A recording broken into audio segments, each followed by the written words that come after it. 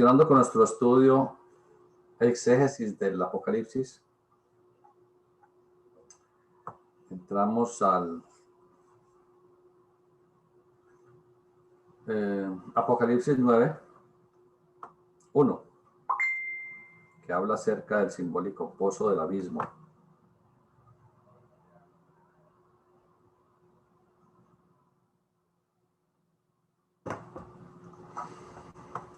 Dice así en Apocalipsis 9:1: y el quinto ángel tocó la trompeta, y vi una estrella que cayó del cielo en la tierra, y le fue dada la llave del pozo del abismo. El quinto ángel, por supuesto, está en relación con el chakra laringio, la quinta iglesia.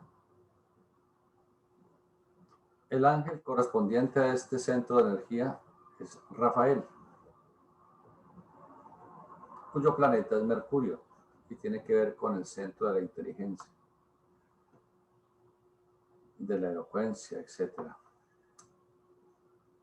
Entonces, el ángel Rafael, a quien le fue dada la llave del pozo del abismo. ¿Cuál es esa llave?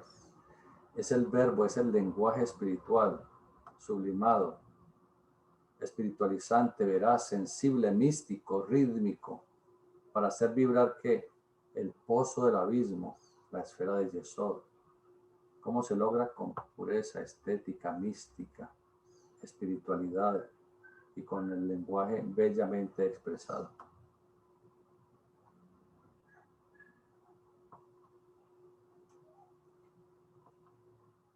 En Apocalipsis 9:2 dice: y abrió el pozo del abismo, y subió humo del pozo como el humo de un gran horno, y se oscureció el sol y el aire por el humo del pozo.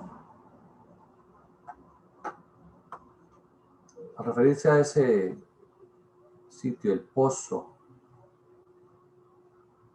llamado cabalísticamente el pozo de aguas vivas, en donde Moisés conoció a su esposa Débora, su nombre hebreo Zífora, palabra que significa el pozo de la sabiduría esotérica.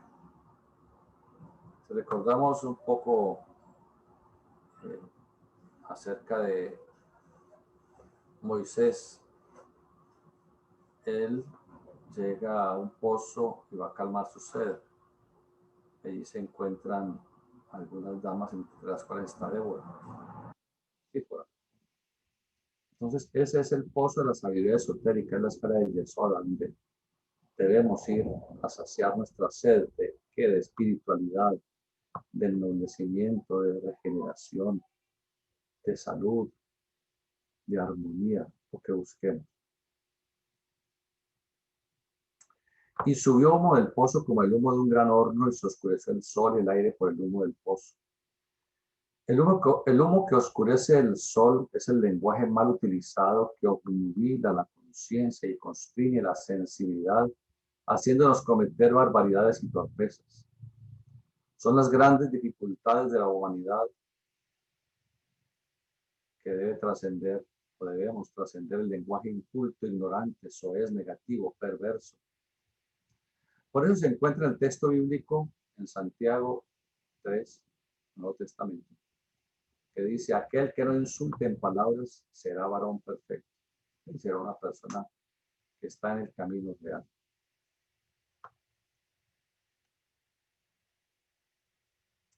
En Apocalipsis 9:3 dice: y del humo salieron langostas sobre la tierra, y les fue dada potestad, como tienen potestad los escorpiones de la tierra.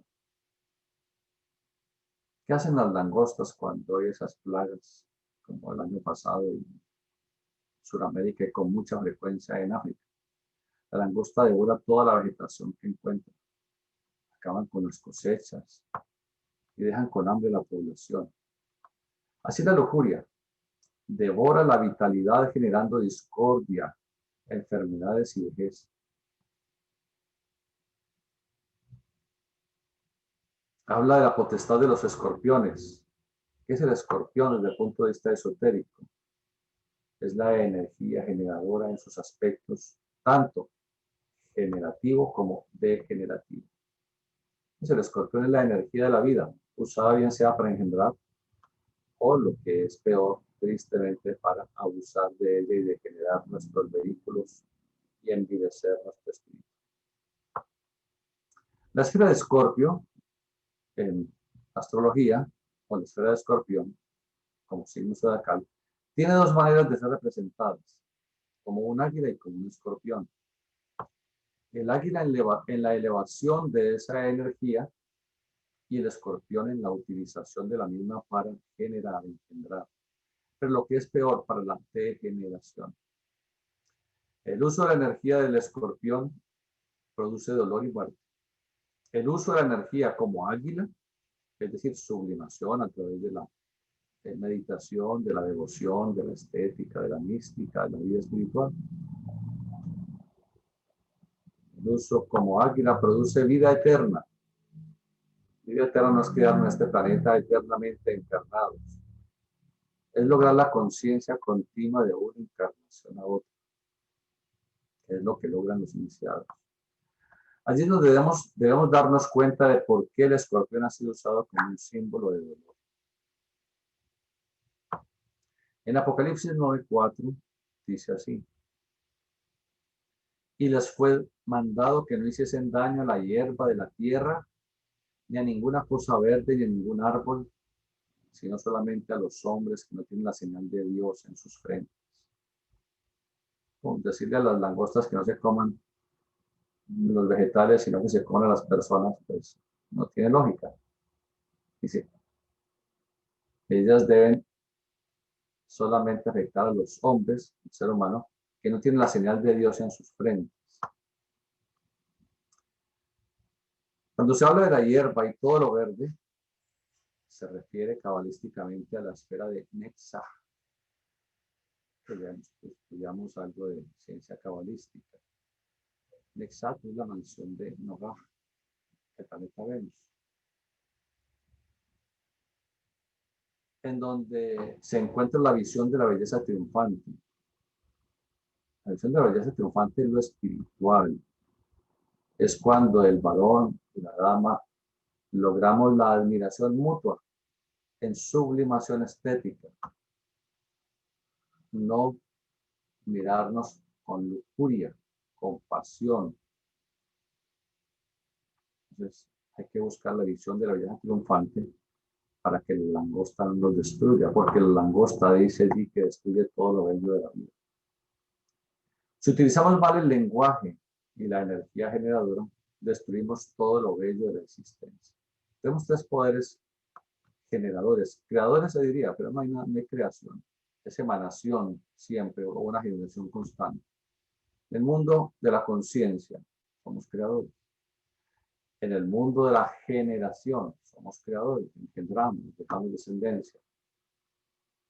Y también generamos con el lenguaje. Con el lenguaje estamos generando felicidad, paz, prosperidad, armonía, o estamos generando odio, maledicencia, tristeza, dolor.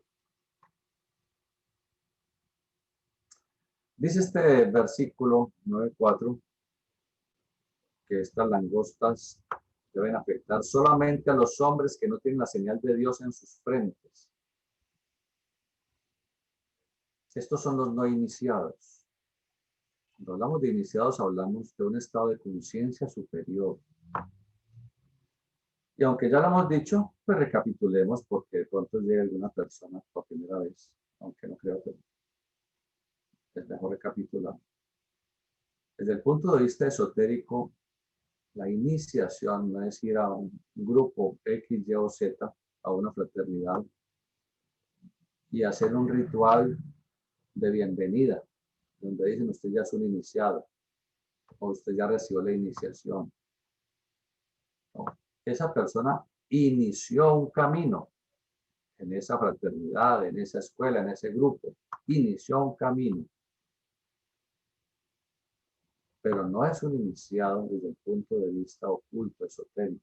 Un iniciado es un ser que ha tomado contacto con su yo superior, con su ser interno. Y ya empieza a vislumbrar su pasado, sus encarnaciones anteriores. Y de esa manera empieza a otear ese inmenso, eterno futuro que tenemos. Y ya comprende la labor ingente que debe realizar, una labor en pro de la humanidad. No se logra la iniciación para beneficio propio o para el ennoblecimiento, el engrandecimiento, la gloria propia. No, la iniciación es un sendero en el cual el iniciado se convierte en un instrumento del logos, de la divinidad, en esa labor ingente de servir a la humanidad, de mostrar el camino espiritual. Por lo tanto, dice Apocalipsis, los hombres que no tienen la señal de Dios en sus frentes, esos son los no iniciados, quienes no tienen la señal de la iniciación en su frente, que es la energía que irradia del tercer ventrículo del cerebro. Quien no ha llegado a la iniciación está más expuesto a ser afectado por aquellas simbólicas langostas que comen sin cesar nuestra armonía interior y que pican como escorpión, produciendo los más terribles dolores físicos y morales. Dolores físicos, las enfermedades, por el abuso de nuestros poderes creadores, del pensar, del sentir, de la generación, del lenguaje. En Apocalipsis 9:5 expresa: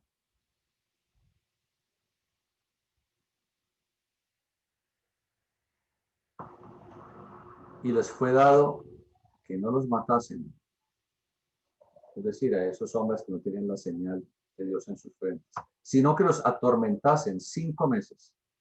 Y su tormento era como tormento de escorpión cuando hiere al hombre.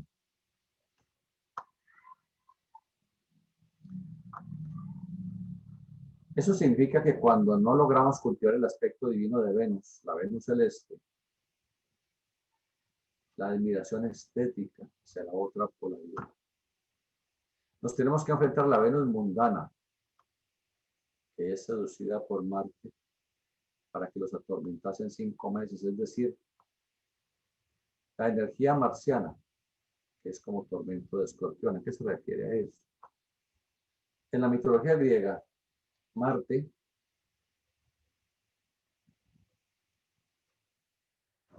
enamora a Venus, aunque Venus era casada con Hefestos, Vulcano. Marte está siempre constantemente como un aguijón, está aguijoneando, acicateando, estimulando a que nos pongamos molestos, nos enojemos, que peleemos, discutamos, o está estimulando el proceso generador, provoca lujuria. Esa es la energía marciana en nosotros, ese es el escorpión. La verdad que quien no busca la Venus celeste, es decir, quien no busca el enamoramiento estético, místico hacia la otra polaridad, tiene que sufrir ese aguijón marciano. Por eso dice la tormenta 5 meses. El 5, cabalísticamente, corresponde en el árbol de la vida a la esfera de Geburah, la esfera de Marte. Por eso es el tormento como de escorpión al que hace referencia. En Apocalipsis 9:6 dice así: y en aquellos días buscarán los hombres la muerte y no la hallarán, y desearán morir y la muerte huirá de ellos. Eso no solamente se refiere a los rezagados en un remotísimo futuro en la evolución terrestre, a los rezagados humanos que no logren trascender ese portal llamado de iniciación, portal suprahumano. Porque estos textos tienen mucho que ver también con el futuro, pero que tienen una actualidad permanente. Miremos al ser humano, miremos cuando uno está enfermo seriamente. Cuando se está sufriendo, el ser humano prefiere morir que soportar tanto dolor. Pero ese dolor no cesa ni en lo físico ni en lo suprafísico, hasta cuando la ley kármica se cumple. Cuando uno tiene un dolor moral, una pena de amor, por ejemplo, es terrible, terrible. Es una agonía que no finaliza, es una agonía día y noche. Ni de día ni de noche se descansa, porque muchas personas no logra conciliar el sueño. duerme 1 hora o 2 horas y se despierta a seguir con su misma agonía. Y es tan terrible que muchos prefieren suicidarse pensando que así solucionan el problema. Al contrario, es más grave porque despiertan a los 3 días en el mundo del deseo del astral. Y allá no se duerme jamás. Y allá ese dolor moral continuará carcomiéndole sin descanso. Aquí por lo menos descansa 1 o 2 horitas o se toma una sustancia, un somnífero que lo deja dormir algunas horas. Ahora, un dolor físico atroz, que a veces ni la morfina logra calmar. La persona prefiere morir a seguir soportando tanto dolor, tanto sufrimiento.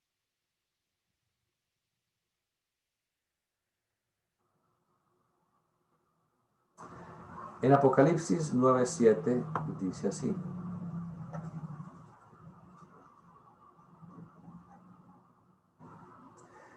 y el parecer de las langostas era semejante a caballos aparejados para la guerra, y sobre sus cabezas tenían como coronas semejantes al oro, y sus caras como caras de hombres. Habla de semejanza a caballos.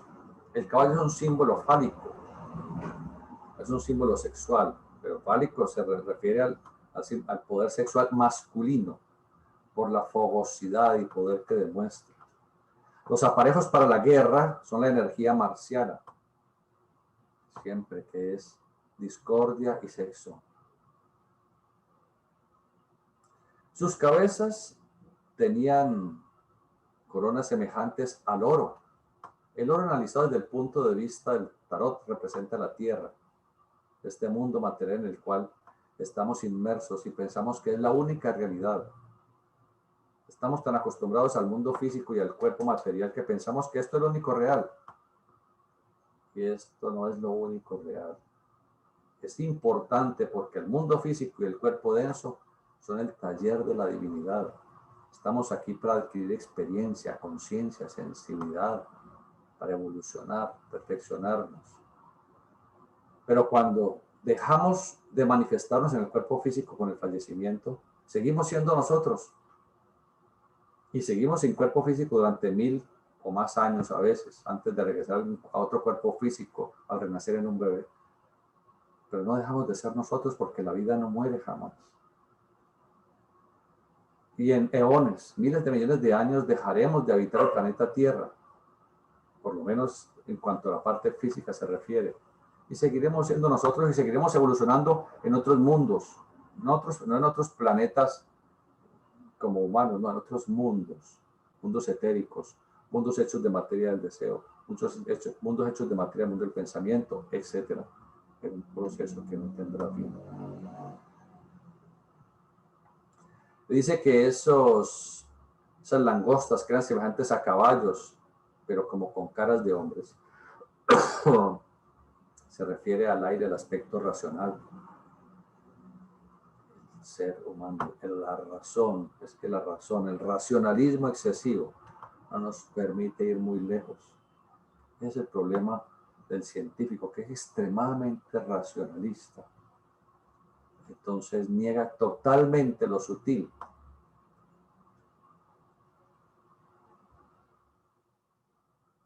Negar lo sutil es como negarse a sí mismo todo lo que somos. Cuando uno le habla a una persona racional, que hay otros mundos mucho más sutiles, que hay energías más sutiles y más poderosas, y eso los rechazan de plano completamente. Es como si estuvieran rechazando de plano sus pensamientos. ¿Quién ha visto un pensamiento? ¿Quién se ha comido un sentimiento? ¿Quién ve las emociones? Por supuesto, quien sea clarividente puede ver las emociones, los pensamientos, los sentimientos que fluyen en el campo áurico de una persona, o por lo menos la manifestación áurica. Pero no podemos negar que lo más sutil domina y dirige a lo denso. Hemos dado un ejemplo trivial.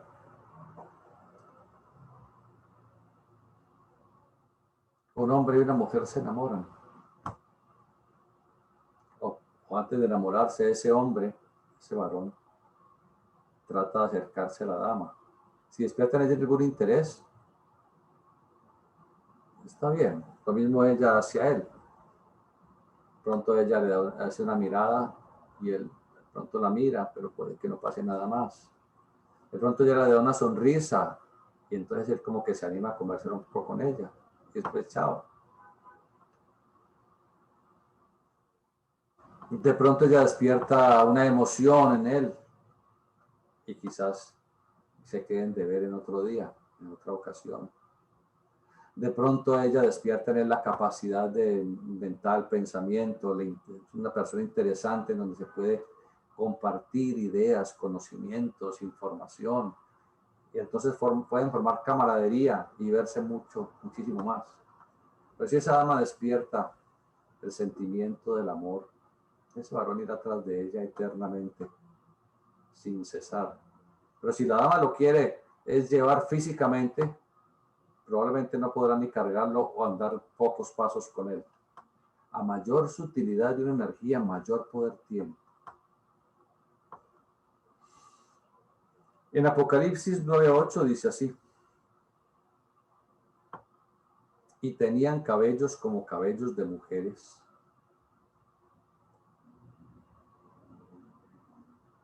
Las mujeres, cabellos de mujeres están representando el agua. Ya estamos hablando de la tierra. Dice que tenían coronas de oro esos caballos o esos símiles de caballos. Dijimos que eso representa la tierra. La tierra es el chakra coxígeo. Luego habla de las caras de hombres. Las caras, el rostro, según la esfinge, representa el aire, aspecto aéreo.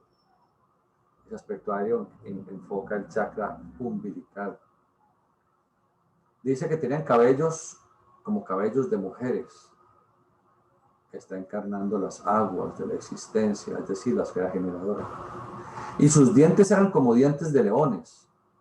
En la visión de la esfinge, el león representa el fuego. Ahí tenemos entonces los 4 elementos simbólicos de los esoteristas. Esos 4 elementos simbólicos encarnando los chakras coxígeo, tierra, sexual, agua, umbilical, aire y corazón, fuego. En estos últimos 2 versículos se halla un conocimiento alquímico sintetizado en el cuaternario, 4 simbólicos elementos que no se refieren ni a la tierra física, ni al agua física, ni al aire físico, ni al fuego físico, sino a los arquetipos de la constitución de la materia. Pero estamos hablando de lo interno, de nuestra interioridad. Ese trabajo alquímico está sintetizado en los 4 elementos simbólicos de los sabios: tierra, aire, agua y fuego, en directa relación con los 4 chakras inferiores, oxígeno, sexual, umbilical y corazón, y de cómo los 4 santos seres vivientes, que ya hemos hablado de ellos como los señores del karma, los divinos arcontes, cómo actúan en nuestro destino.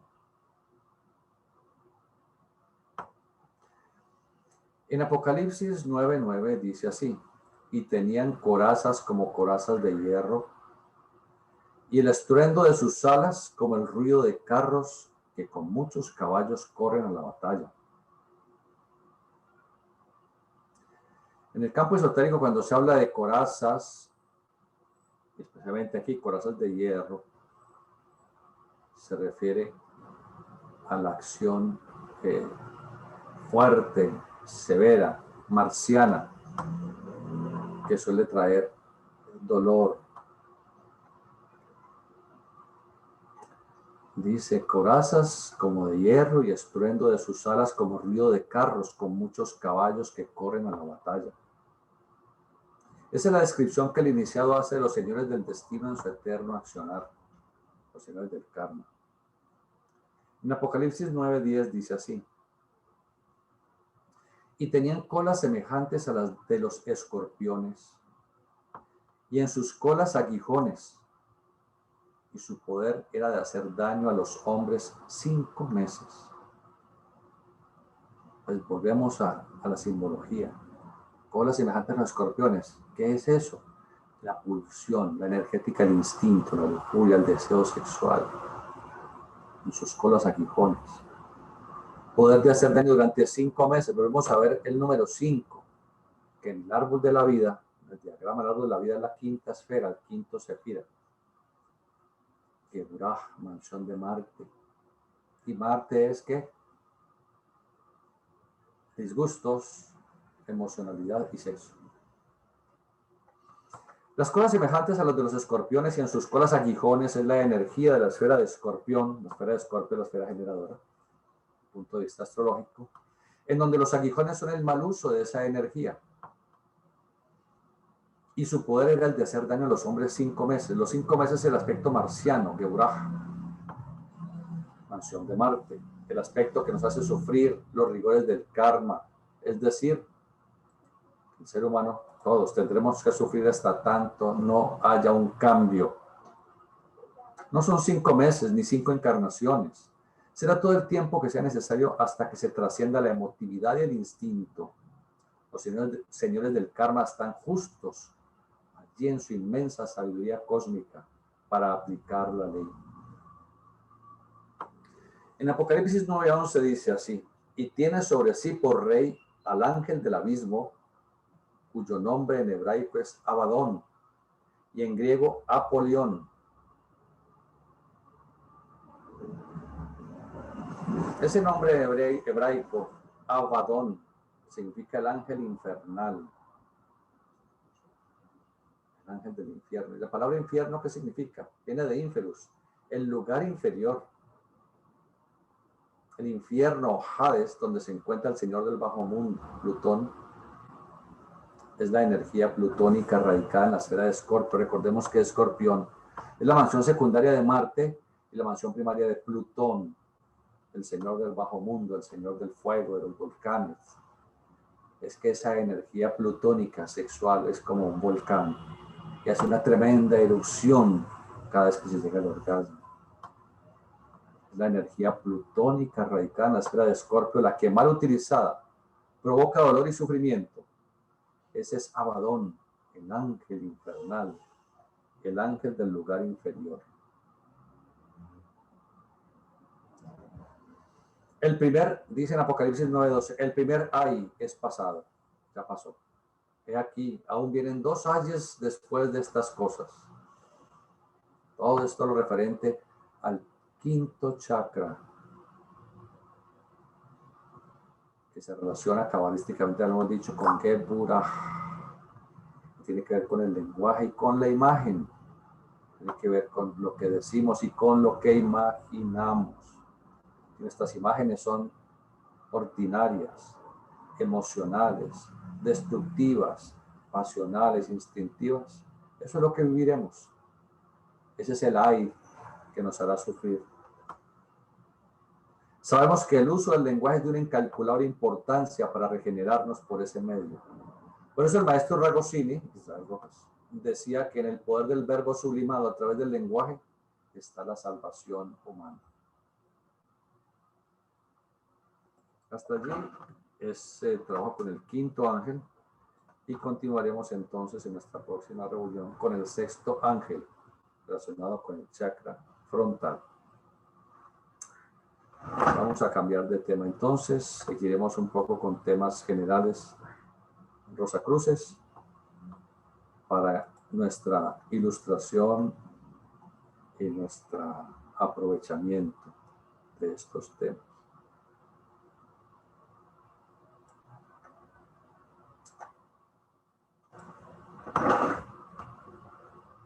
Recuerden que llevamos ya varias reuniones recapitulando una charla, una conferencia que ofrecí hace muchísimos años en la sede de la Sociedad Teosófica en Bogotá.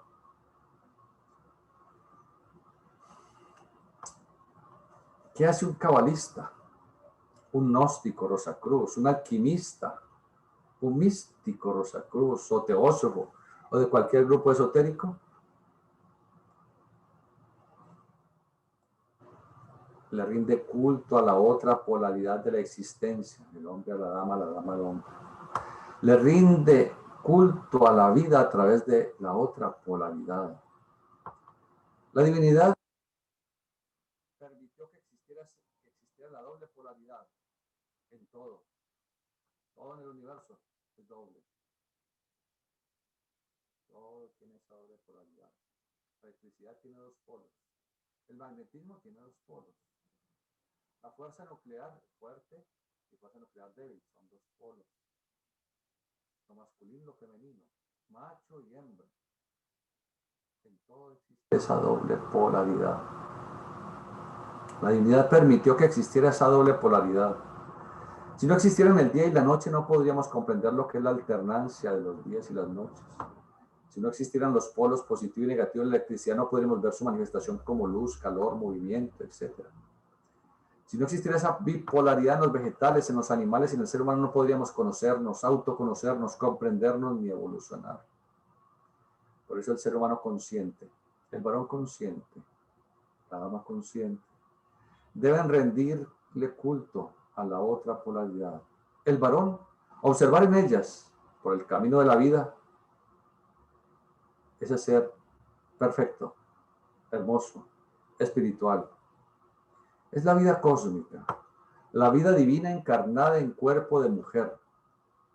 En esos momentos el varón debe interiorizarse y solazándose en su propia divinidad. Debe agradecerle a las jerarquías, a la divinidad, a la vida cósmica, el que le permita admirar la otra polaridad de la existencia. ¿Quién de nosotros no se ha enamorado alguna vez? O tiempos maravillosos en los cuales el amor surgió para entonces. En el ser enamorado no existen las dificultades, no existen los problemas, no existen las distancias, no importa que la amada viva a 40 cuadras más allá y que uno te vaya a ir caminando. Porque uno ha comprendido el misterio. Qué prodigioso observar los jóvenes que están enamorados. Sus rostros son luminosos, su sonrisa maravillosa. Y si se tiene la posibilidad de observarlos clarividentemente, se observará la portentosa irradiación lumínica que les rodea formando una sola aura magnética. Lo mismo para las damas. Deben admirar el varón, su inteligencia, su gallardía, su voluntad, su carácter. Todo esto es el culto místico que se debe tener hacia la otra polaridad. Quien no comprende ese culto místico no podrá avanzar mucho en la evolución. Cuando se tiene ese culto hacia la otra polaridad de la vida, de una manera estética, se despiertan tremendos poderes, poderes inusitados en su naturaleza. De una manera espontánea surgen la intuición, la telepatía, la clareaudiencia, la clarividencia.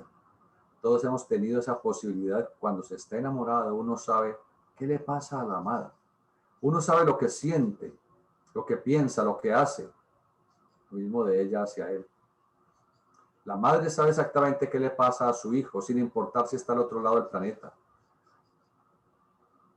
Porque el amor que le tiene permite canalizar la luz astral, las energías del alma del mundo y percibir instantáneamente, sentir lo que le está sucediendo. Así son las personas que están íntimamente enamoradas. Sienten instantáneamente lo que le pasa al otro y ella siente lo que le pasa a él. Y si uno de ellos está molesto por algo, el otro, la otra dice, ¿qué te pasa, mi amor? No me pasa nada. Algo le pasa, yo reconozco. Es la intuición que se tiene porque hay amor y el amor eleva esa portentosa energía de la vida, que es la única que puede despertar las divinas facultades latentes en nuestra interioridad.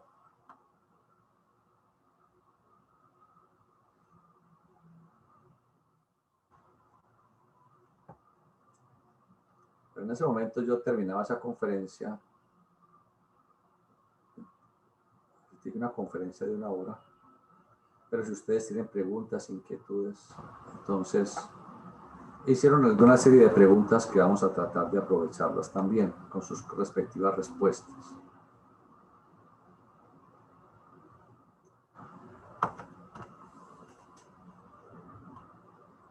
Pregunta así: ¿se puede homologar la conciencia como equivalente a voluntad? Respuesta: El primer aspecto del logos en nuestra naturaleza se manifiesta como conciencia, voluntad. La voluntad no actúa en la esfera de la personalidad porque la personalidad es cuerpo físico, vitalidad, emoción y mente racional. La mente racional es conciencia sin conciencia, conciencia sin una S intermedia, conciencia solamente, solamente racional. Porque conciencia con una S y luego una C ya se refiere a los poderes de nuestro espíritu. Entonces hay que diferenciar entre conciencia sin S intermedia, tiene que ver más con la razón, a la conciencia con una S intermedia que significa sensibilidad unida a la conciencia o senso-conciencia.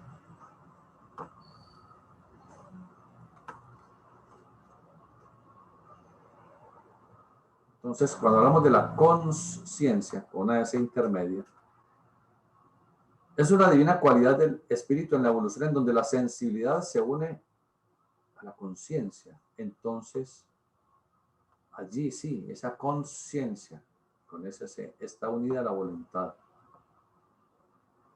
La voluntad es el poder generatriz en nuestra propia naturaleza.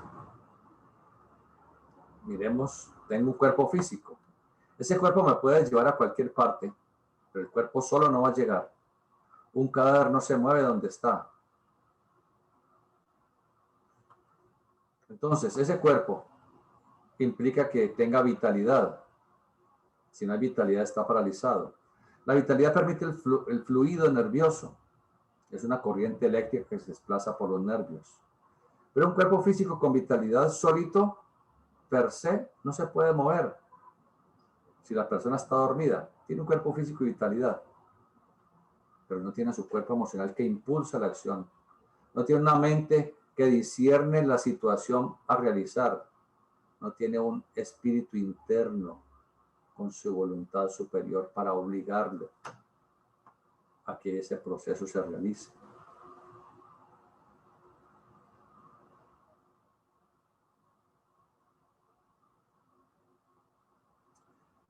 Pensemos en alguien siente deseo de ir a consumir un helado. Necesita esa fuerza del deseo, ese anhelo, ese impulso. Pero si no sabe a dónde va a ir, tendrá que quedarse quieto. Entonces viene la mente. Fluye la mente por encima de la emoción, de la vitalidad del cuerpo físico. La mente está pensando a dónde puede ir, pero no lo recuerda. Entonces empieza a imaginar, a visualizar las diferentes zonas a donde puede ir a conseguir aquello que desea.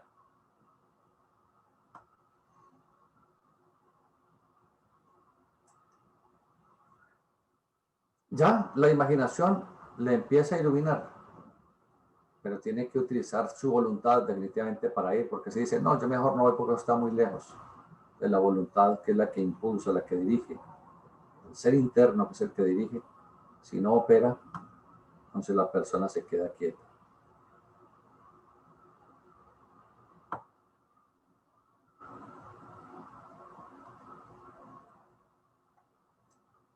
Si la persona no tiene esa conciencia vigílica, es decir, si no está despierto en ese momento, si no tiene la conciencia de este mundo tridimensional, porque la conciencia es la que debe decidir qué hacer con nuestra vida. Es la conciencia en donde la voluntad empieza a operar. Por eso, como decíamos en un ejemplo anterior, una energía entre más sutil sea, mayor poder tiene. Y dimos el ejemplo de la dama. Si una dama despierta en mí algún interés, quizás está muy linda, algo me llamó la atención. Puede que me diga hacia el sitio donde la dama está bien. Iré a ver qué necesitaba. Quizás no me interese más y cambie de rumbo. De pronto la dama despierta en mí una emoción. No importa qué tipo de emoción sea. Puede que me vaya unas cuadras más tras ella. Ese impacto emocional hasta donde pueda ser satisfecho. Pero en un momento u otro se satisface ese impulso y uno dice ya no más. Pero si esa dama despierta en mí un interés especial, quizás tiene un conocimiento trascendente al cual yo aspiro y sé que ella lo tiene. Quizás haga viajes, no importa que vaya en otra ciudad, a ver si logro derivar ese conocimiento. Es una energía más sutil que me está llevando más lejos. Si esa dama quiere llevarme a mí cargado sobre sus brazos, esa dama quizás no camine conmigo más de 3 pasos. Si esa dama despierta en mí el sentido infinito del amor, yo puedo ir detrás de ella alrededor del planeta las veces que sea, porque el amor estará guiando. Y el amor comulga con la divina conciencia, voluntad. Siempre pensemos en nosotros, el primer aspecto es conciencia, voluntad. Es el Padre en nosotros, el átomo del Padre representado en el tálamo óptico, en un centro de energía radicado en el tálamo óptico en nuestro cerebro. Y actúa en la oquedad del oso frontal, esa acción de nuestro espíritu, de nuestro Padre, nuestro espíritu divino, la oquedad del oso frontal. Se dice que está el vigilante silencioso, nuestro espíritu, eternamente vigilante a todo lo que pensamos, lo que decimos, lo que hacemos, lo que observamos, lo que aprendemos, siempre, eternamente vigilante, nuestro ser interno. Si hablamos del amor, sensibilidad, ya hablamos de voluntad, conciencia actuando en el tálamo óptico en el cerebro. Hablemos del amor, sensibilidad, bondad, altruismo, fuerza crística y moral que actúa en nuestro corazón. El otro átomo, el átomo del Cristo o del Hijo en nuestro corazón. Ahora pensemos en ese poder tremendo, ígneo, que se manifiesta como poder genitor en un átomo radicado en la esfera generadora. El fuego del Espíritu Santo, el tercer aspecto de la divinidad de nosotros. De manera que la divinidad es triuna, 3 en 1. Habilidad, voluntad, sabiduría y actividad, como nos enseña el esoterismo. Que en nosotros, sus hijos, se manifiesta como conciencia, sensibilidad e imaginación creadora. La conciencia unida a la voluntad. La sensibilidad del amor espiritual y la imaginación creadora manifestándose como poder generatriz para poder engendrar, dejar descendencia. Son los 3 poderes más grandes que el ser humano tiene, que lo hacen análogo a la divinidad, es decir, al logos. Hagamos un paréntesis.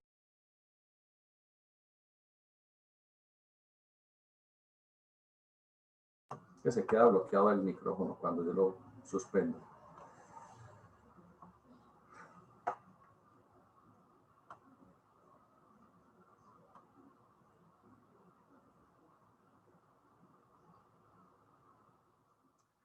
Alguien preguntó acerca de la Hatha Yoga.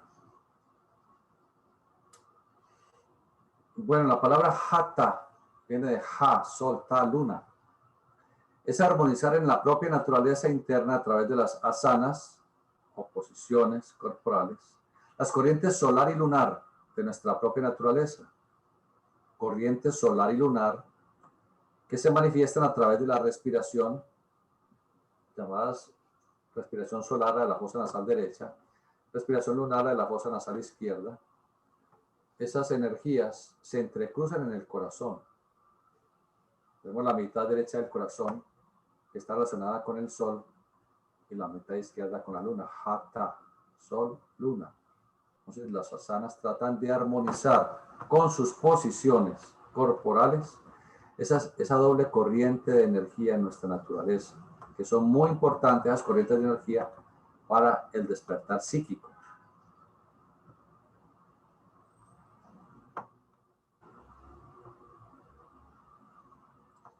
Las asanas de la Hatha Yoga fueron entregadas por la jerarquía de maestros hace miles y miles de años. Cuando los occidentales estábamos evolucionando todavía en el oriente, en la India, los que estamos ahora encarnados en Occidente, hace miles y miles y miles de años encarnamos en la India.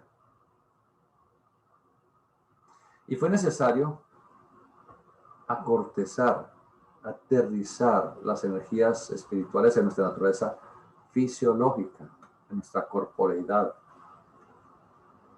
Para eso fue necesaria entonces la Hatha Yoga, en aquella época en donde todos nosotros la trabajamos. Y actualmente está muy de moda y en todo el mundo, no importa la cultura, se hacen asanas. Aquella persona que le gusta la hatha yoga, que hace posiciones asanas yógicas, es porque tiene encarnaciones muy recientes en la India y está recapitulando esa etapa que vivió en la India. Por eso ese interés que muchas personas tienen la Hatha Yoga y que lo hacen con éxito, porque no cualquier persona puede realizar Hatha Yoga con éxito. No son posiciones fáciles, requiere una cierta elasticidad, pero que son valiosas para mantener precisamente la elasticidad del cuerpo. Como en Occidente se hacen es como más como una moda y más como para mantener el cuerpo elástico, entonces no se conoce en Occidente la trascendencia interna psíquica acompañada de los procesos respiratorios sui generis que implica hacer cada una de las posiciones de Hatha Yoga. Entonces, eso es importante porque en Occidente, si se realizara la Hatha Yoga con toda la técnica que eso implica, podría a muchas personas desarrollarlas por enfermedades serias o locura. Debido a que los cuerpos occidentales vibramos a una velocidad mayor energéticamente considerado que los cuerpos de los orientales, específicamente muchos de los que están en este momento encarnados en la India.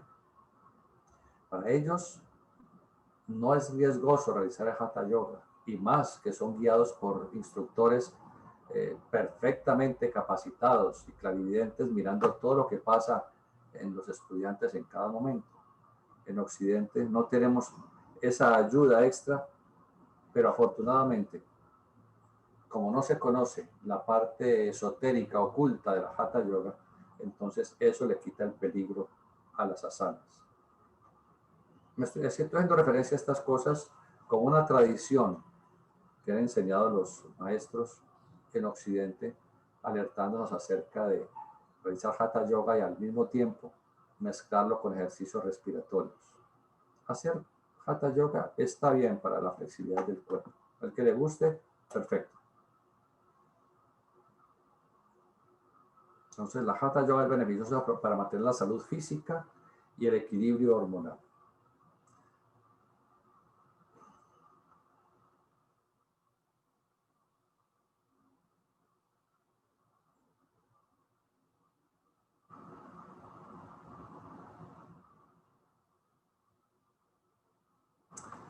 Preguntaron acerca del pranayama. El pranayama tiene tres aspectos básicos: inhalación del aire, retención y exhalación. En eso se basa el pranayama. Son técnicas muy especializadas que igualmente, como os decía ahora, sirvieron en un remoto pasado cuando encarnamos en la India para acortezar las energías de nuestro espíritu en nuestros vehículos más densos, especialmente en el físico. Fue necesario en ese momento. En la actualidad, los ejercicios de pranayama, tal como lo realizan en la India, no son adecuados para la constitución psico y fisiológica del occidental. Por lo tanto, no se recomiendan la mayoría de los ejercicios de pranayama. Hay algunos ejercicios que son interesantes, pero hay que tener quien nos guíe para realizarlos. Por eso los instructores siempre alertan a los estudiantes del occidente acerca del pranayama.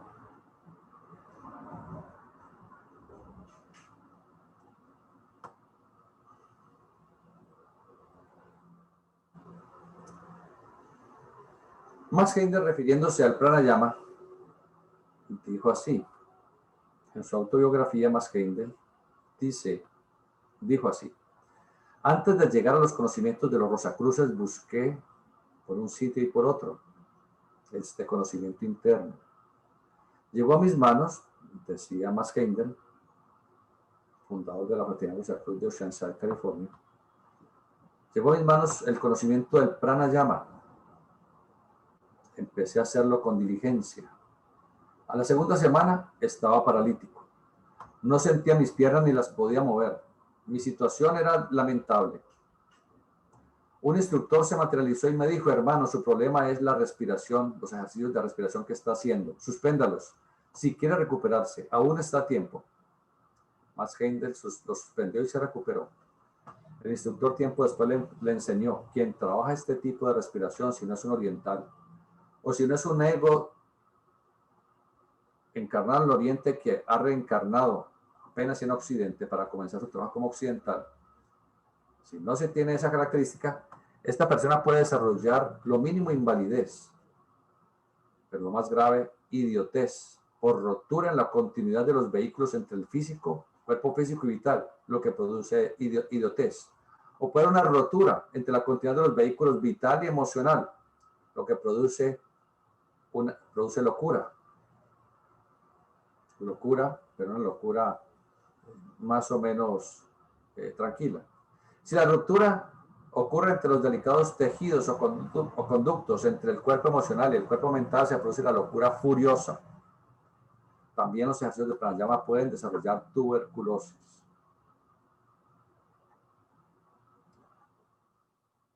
La maestra Blavatsky, en el tomo 6 de la doctrina secreta, cuando le preguntan acerca del pranayama, los ejercicios de pranayama, dijo, pranayama es matar el prana.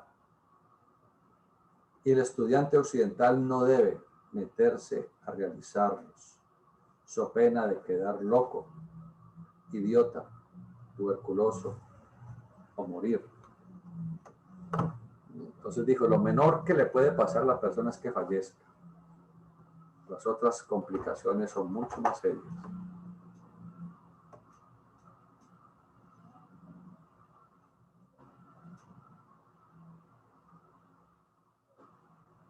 Todo esto se debe a que la vibración o la frecuencia vibratoria de nosotros en cuerpos, encarnados en cuerpos occidentales, es diferente, más rápida, más sutil que la vibración vibratoria, la frecuencia vibratoria de los orientales. ¿Cuál sería el tipo de respiración en nosotros? La respiración natural, es alentar, y lo hemos repetido incansablemente en todas las charlas. Debemos alentar con mística.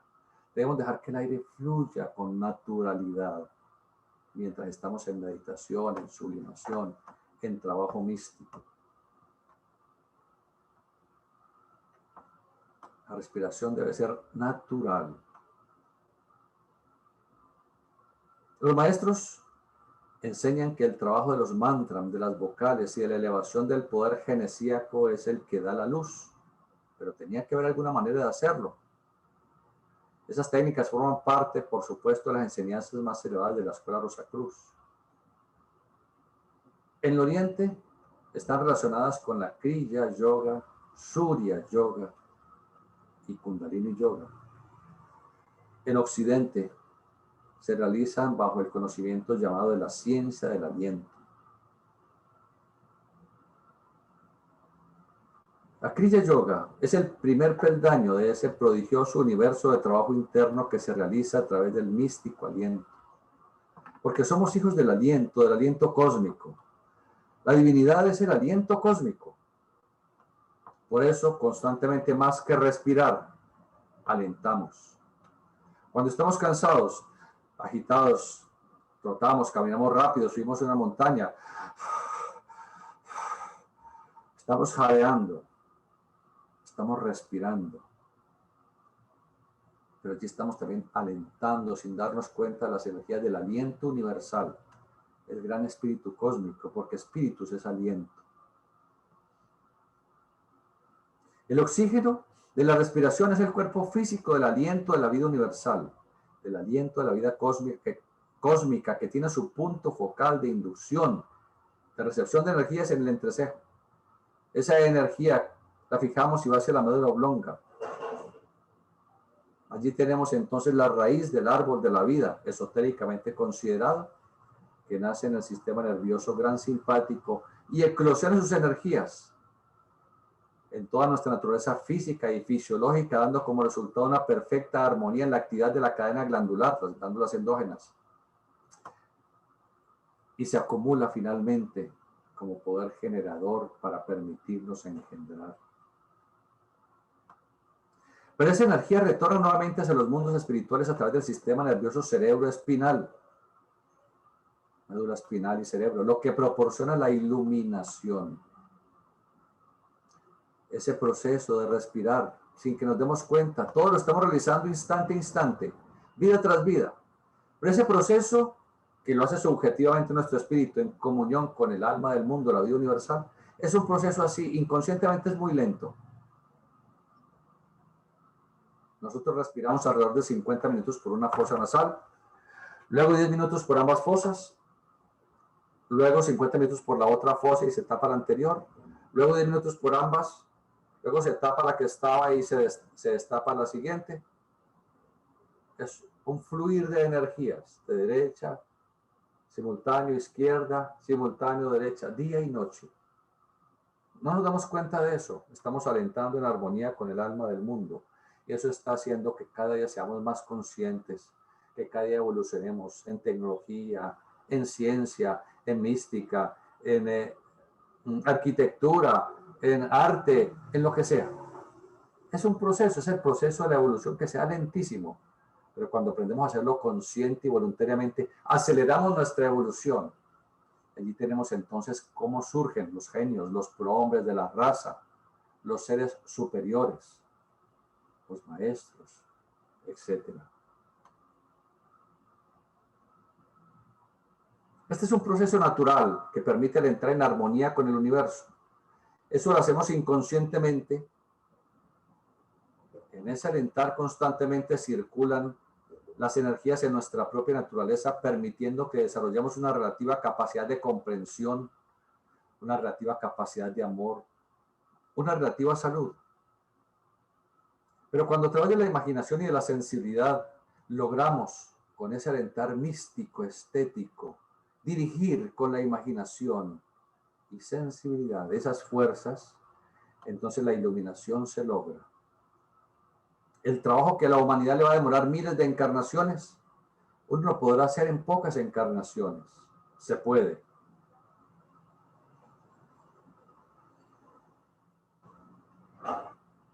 Si se tiene la paciencia,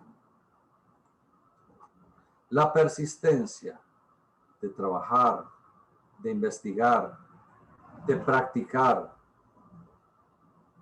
llegará el momento. Si ya traemos un sendero trazado de otras vidas, camino recorrido, es probable que el momento se encuentre ahora en esta encarnación. Lo importante es encontrar resultados. Pero uno puede pasar 10 años, 30 años, 80 años en un movimiento, leyendo libros que son muy importantes como información, pero no como realización, y se acaba la encarnación y volvemos a este mundo físico con un cerebro nuevo y tenemos que volver a aprender. Salvo que se haya logrado la iniciación, que hayamos sido recibidos por un maestro que nos dé las prácticas.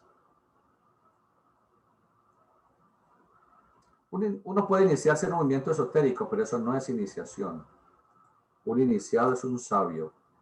Un iniciado es una persona en quien su átomo maestro, la energía de la semilla, ha tomado contacto con la esfera de la conciencia en la glándula pineal y chakra coronario, y por eso es un sabio. Un iniciado ve sus encarnaciones y todo lo que ha aprendido en ellas y las recuerda como si hubiera aprendido ayer. Eso es un iniciado. Un iniciado no es cualquier persona. La iniciación no se puede dar de la noche a la mañana, es un trabajo constante, permanente. No pensemos que la iniciación la lograremos en 10 años, ni siquiera en una encarnación. Son varias encarnaciones de trabajo místico interno en donde van progresivamente esos divinos capullos de rosa, los chakras, floreciendo en la cruz de nuestro cuerpo. Eso es progresivo hasta que por fin el átomo maestro es dirigido por la poderosa energía de la vida hacia el mundo de la conciencia en la esfera pineal. Y en ese momento será recibido en los mundos suprafísicos por el maestro, el iniciador, el divino Maitreya, acompañado por uno o dos adeptos que llevan a ese candidato a presencia, el gran iniciador, y le dicen, los adeptos, respondemos por este señor, por esta persona. Lo hemos observado durante varias encarnaciones. Hemos mirado su secuencia kármica y respondemos por él como una persona positiva para acceder a esa preciosa iniciación. entonces ese estudiante que en ese momento está fuera de su cuerpo durante 3 días, habitando de momento en el mundo del deseo, le enseñan al estudiante, se le enseña al estudiante en esa ceremonia, en esos planos suprafísicos, a abandonar a conciencia su cuerpo emocional en profundo estatismo, tal como físicamente le ha enseñado a hacerlo en la meditación con su cuerpo físico, y pasa a su conciencia al cuerpo mental en el mundo del pensamiento. Entonces el estudiante primero ha sido instruido durante largas épocas en el mundo del deseo. Y cuando ese estudiante ya está preparado, ese discípulo está listo, se le enseña a dejar su cuerpo de deseo, su cuerpo astral, en el mundo del deseo, en estatismo, en meditación, tal como aquí se deja el cuerpo físico. Entonces el estudiante se desprende de su cuerpo de deseos y revestido de su cuerpo mental, está en un estado más sutil, en el mundo del pensamiento concreto. En ese mundo el candidato entra por fin en el proceso iniciático, en la ceremonia correspondiente. Es un proceso en donde el estudiante observa su pasado. Ese ingente pasado de errores y de aciertos, pero de intenso y decisivo trabajo interno hasta ese momento cumbre para lograr esa iluminación espiritual. A los 3 días, cuando vuelve a su cuerpo, ya es un ser de la luz, ya es un iniciado. Ha entrado en el sendero y ese sendero jamás lo abandonará.